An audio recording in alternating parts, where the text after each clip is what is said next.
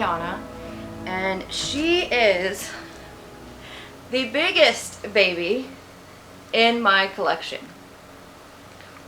And she just loves to read. That's one of her favorite things to do, is for someone to read her a story. So I thought she would be perfect for this little study time, because we're going to do a little bit of reading. And it's going to be an interesting one, and maybe a spin on a story that you've heard before that's a little bit different. We're gonna hit it from a different direction. And I'm telling you, it's gonna reveal some things maybe you didn't know. And I love that. I love when you dig in and something reveals hidden treasure to you. So in today's study, we are going to be in the book of John, and we're going to be in chapter 8. And yes, we're going to talk about the adulterous woman. But hang on. I don't know that you've heard. Have you wondered what Jesus had written in the dirt? And I've heard so many people speculate on this, but I think scripture actually tells us exactly what was written in the dirt. But let's get this story from a full context. And sometimes I think we miss or misunderstand things in the New Testament because we don't understand the foundation that is in the Old Testament. So, for a second, before we even start reading, I want to show you something that is in the Old Testament. This is found in the book of Deuteronomy, chapter 22, and this is verses 22 through 24. If a man, now this was written in the Torah is the first 5 books of Moses, and this is a law for them. The Torah consisted of your court systems, the Food and Drug Administration. It was your whole governmental system.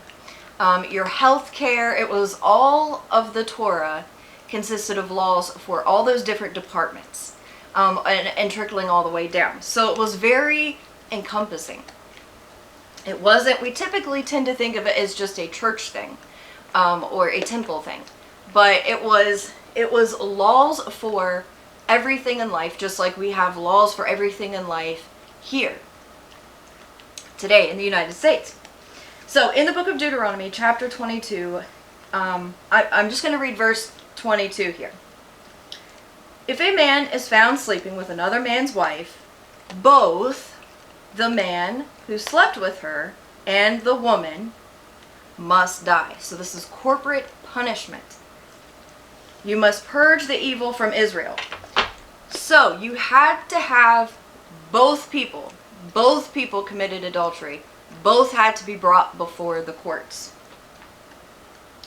And the court system, let's talk about that real quick just before we jump into chapter 8.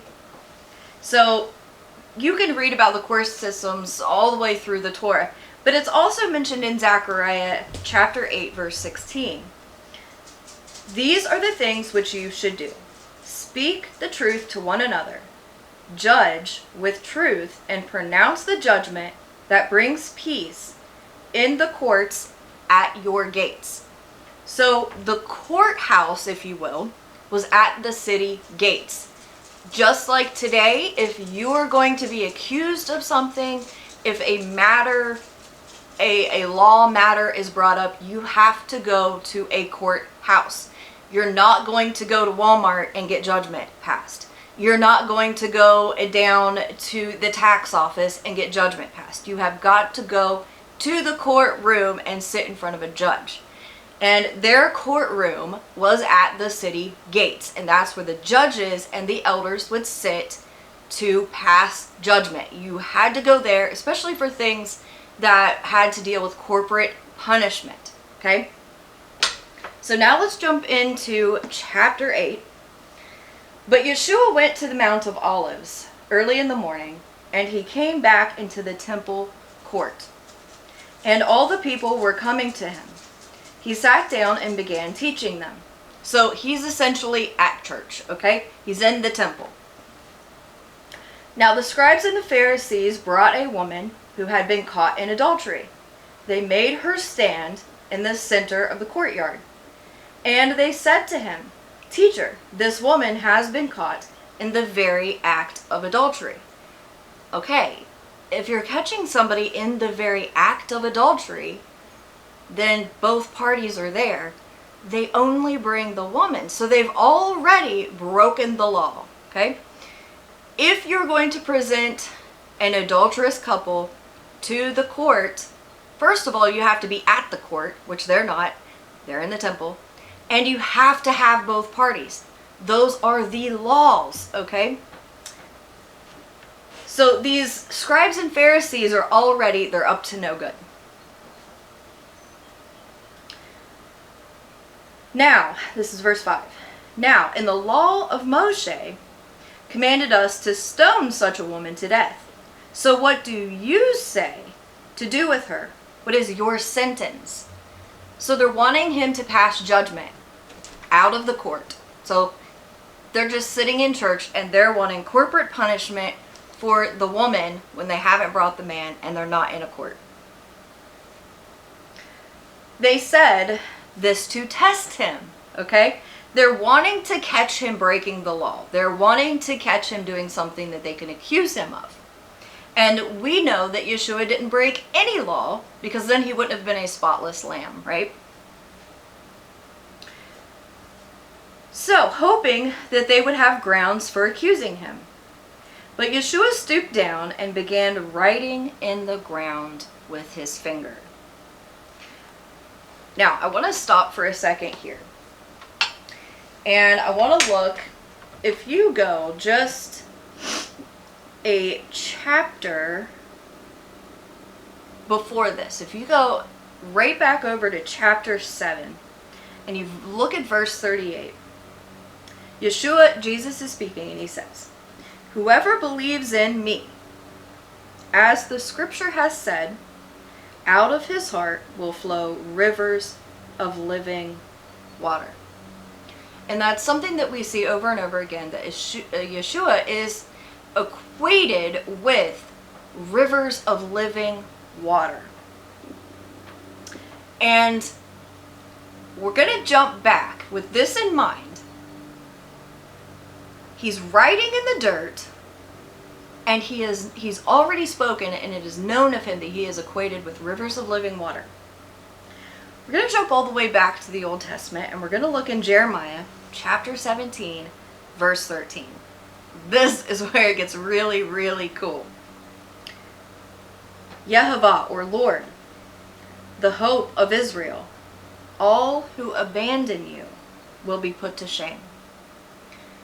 Now, we already know that not all of, but most of the scribes and the Pharisees wanted nothing to do with Yeshua other than to trip him up, to make him look like a fool, and ultimately to kill him. They wanted nothing to do with him. So you could say they've abandoned him. All who turn away from me will be written in the dirt, for they have abandoned the Lord, the fountain of living water. So Yeshua, being the fountain of living water, those who abandon him, who reject him, Scripture says they will be written in the dirt. So I think when Yeshua, because these scribes and Pharisees, they knew the Torah, they knew what was written in Scripture, and the moment he starts writing in the dirt, it says, all who turn away from me will be written in the dirt. So I genuinely think he was writing their names in the dirt. And what that spoke to them was, this is God himself telling us that we have abandoned him, that we have rejected the fountain of living waters. So, in a spiritual sense, Yeshua was pronouncing a judgment on them. They came wanting him to pronounce a judgment on the woman in a, you know, a physical, like this is a courtroom, this is like that. They were wanting him to say, yeah, we need to stone this lady, she's way out of line. A natural judgment. But what he did was he judged them spiritually and said, you came here to, in all intents and purposes, to hurt him, to cause him to stumble. Because they had abandoned him. They had rejected that fountain of living water. And so he just starts writing their names in the dirt. Now let's keep reading, because there's more yet to be discovered. However, when they persisted in questioning him, he straightened up and said, "He who is without any sin among you, let him be the first to throw a stone at her." So, where is this in Scripture? Let's glance over to Deuteronomy chapter 17, verse 7. Now, this is talking about when you're at the city gates, you're in the courtroom, and a case is being presented. For capital punishment, there must be witnesses. It can't just be a he said, she said. There must be actual witnesses. The hands of the witnesses must be the first in putting that person to death, and then the hands of all the people. You must purge the evil from among you. So these witnesses are not without sin, because what have they done? They've already broken the law twice. They don't have the man, and they're not sitting at the city gates in a courtroom where they can actually invoke capital punishment. So they are not without sin. They have already sinned twice, and technically they've sinned 3 times, because they have abandoned Yeshua and they are trying to trip him up.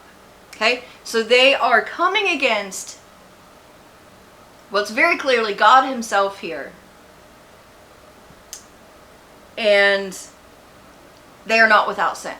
And they know they're not without sin because they know the laws of the land. It's very clear. You know, if I were to drag my neighbor down to Walmart and demand somebody murder my neighbor,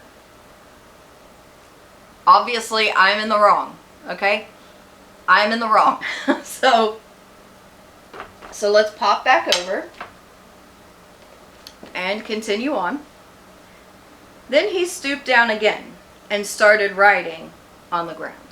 So he's continuing with this spiritual judgment against them. He's continuing to write. He hasn't got all the names down yet, so he's continuing to write. And maybe it hasn't quite clicked in their mind yet.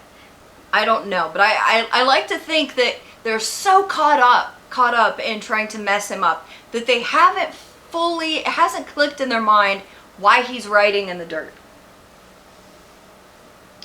They listened to his reply, and they began to go out one by one. So the second time he's writing in the ground, here's where the clicking, I think, starts. They began to go out one by one, starting with the oldest ones. So the oldest ones, they've been in this longer. They've seen more cases. They're the ones who should be quick to say, okay, I've been in the Word longer than the rest of these. I know exactly what's taking place here. Until Yeshua was left alone, with the woman standing there before him in the center of the court. Straightening up, Yeshua said to her, "Woman, where are they? Did no one condemn you?" She said, "No, Lord." And Yeshua said, "I do not condemn you either. Go. From now on, sin no more." So, everyone in this situation knows, first and foremost, they cannot condemn her unless they bring the man as well. So there's no case against her. And I've often wondered why they didn't bring the man. And it got me thinking, was he one of them? Was he a Pharisee? And that's why they were like, dude, you go out the back. go out the back. We've got her. You just slip out the back. I don't know. I can't say that for sure. But that is a theory that I have. He was either one of them, or maybe a friend or a family member of one of them. Either way, it was somebody they didn't want going to stand before Yeshua, because they could have brought him and still tried to trick Yeshua into pronouncing judgment in the temple instead of in the court at the city gates. They still could have tried to get him to pass judgment there, and that would have been breaking the law. So I really, really think there's something to why they didn't bring the man. But have you ever heard this taught this way? Have you ever seen the whole picture around this story? And I've heard it preached a lot that this was just Jesus he was winking at sin. He was saying, it's okay. I know you were caught in adultery, but it's okay. Do what you do. No, I don't think that was it at all. I don't think, because if you really, really, really think about this, maybe you have been in the unfortunate situation of your spouse having cheated on you. And would you just want Yeshua to say, hey, it's cool, he can do what he wants. No big deal. Whatever. We're just going to wink at that, pretend like that didn't happen, just be good from now on, right? No, you would be like, I've been extremely wronged. I have been hurt and betrayed. You wouldn't want God to just say, whatever. And I don't think that's what he was saying. I definitely don't. I think we have a pretty good case here for this whole situation. They were showing they had abandoned him. That they had rejected him and they wanted to bring him down. They were vengeful. They wanted to catch him in some wrong. And ultimately, I think it was the enemy behind them. It was the enemy that was playing them as puppets that really wanted to trip him up. Because if you think about it, Satan, he had to have been pretty scared. He could recognize that Yeshua was divinity. I believe he was divinity. Maybe some of you don't. That's neither here nor there. But the enemy had seen that regardless, he was a sinless person here. He was a sinless being on this earth. And that had to create some fear in Satan. And that's why he was constantly trying to trip him up. That's why he came and said, hey, if you'll bow before me, I'll give you all this. He tried to get him to break scripture over and over again because he didn't like the fact that he was sinless. This was a scary, scary thing. So he was even poking and prodding at the Pharisees and the people around Yeshua to say, come on, let's get him to sin. He's on a pretty good roll here. We need to break this. Whatever's going on, we need to stop this. And ultimately, I think that's what was happening here. The enemy was trying to take him down. But Yeshua knew the word. We see him quote the word constantly. Scripture says he is the word made flesh. And he knew what they were trying to do. He could see through what they were trying to do to get him to mess up, to get him to fall.